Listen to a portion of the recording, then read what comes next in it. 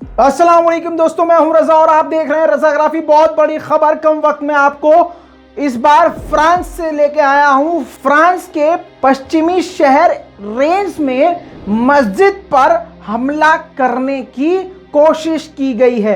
अब आप सोच रहे होंगे कि मस्जिद पर हमला किया, ये थंबनेल पर लिखा था। यही खबर फ्रांस में भी चली है इसी टाइटल के साथ। और आपको बता दूं कि मस्जिद की दीवार पर हमले की धमकी लिखी थी।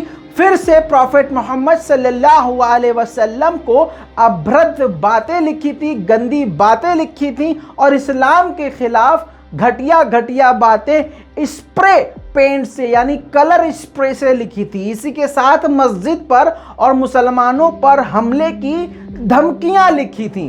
दोस्तों, रमजान से ठीक पहले ऐसी हरकत सामने आने के बाद एक तरह से फ्रांस की सरकार सहम गई है, क्योंकि फ्रांस पूरी दुनिया में इस्लामोफोबिया फैलाने की वजह से पहले से ही बदनाम हो चुका है, जिसके चलते हुए जैसे ही रमजान शुरू होने वाले हैं उससे पहले मुसलमानों को टारगेट करने वाली और मुसलमानों और मस्जिदों और इस्लाम पर हमला करने वाली बातों को जब दीवार पर देखा गया और पूरे फ्रांस में जब ये खबर आग की तरह फैल गई, तो क्योंकि पहले से ही फ्रांस पूरी तरह से जलील हो चुका है और फ्रांस की सरकार की आलोचना यूएन भी अब इस चीज को लेकर कर रहा है, तो फिर से कुछ बड़ा कांड ना हो जाए, इस वजह से फ्रांस की सरकार पहली बार मुसलमानों को लेकर हरकत में आई है और मुसलमानों के पक्ष में खड़ी होती नजर आई है।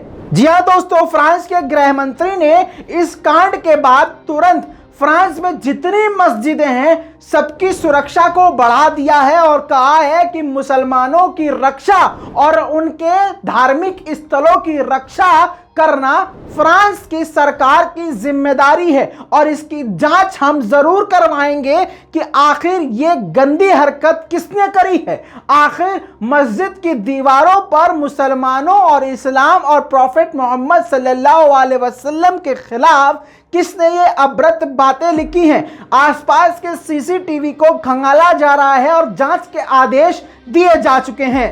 फ्रांस के गृह मंत्री जेराल्ड डार्मानिन ने प्रेस से बात करते हुए कहा है कि हम इसका पूरा विरोध करते हैं और मुसलमानों के साथ खड़े हैं और फ्रांस का संविधान हर धर्म की रक्षा करने की कसम खाता है और यकीन दिलाता है। एक बार फिर से हम 57 लाख मुसलमानों की रक्षा के लिए और उनके धर्म के हित के लिए खड़े हुए हैं और हम इसकी जांच पहले से ही शुरू करवा चुके हैं।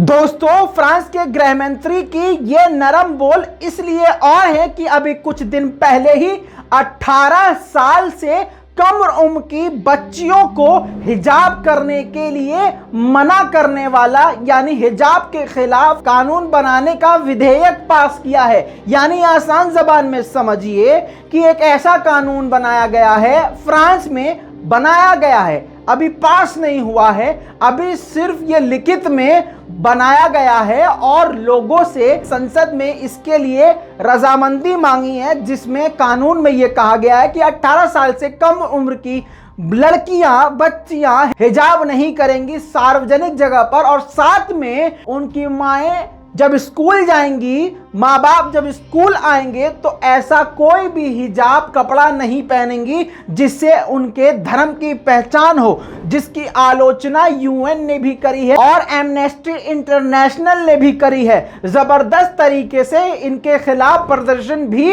हुए हैं फ्रांस में और दुनिया भर से आलोचना हो रही है। और बड़ी बात यह है कि यूएन ने बयान देते हुए कहा है और मानव अधिकार ने भी यह बयान देते हुए कहा है कि बड़ी तेजी से फ्रांस ऐसी हरकतों को फैला रहा है जिससे इस्लामोफोबिया फैले और एक धर्म एक जात के खिलाफ लगातार वो उकसाऊ कार्यवाही कर रहा है। इसके बाद से ही फ्रांस के तेवर नरम पड़ गए हैं और इसी वजह से फ्रांस के गृह मंत्रालय ने पहली बार मुसलमानों के हित में एक बड़ी बात कही है। इस पूरी रिपोर्ट पर आपका क्या कहना है, अपनी राय कमेंट में जरूर दीजिएगा। इस वीडियो को शेयर करना मत भूलिएगा। जय हिंद।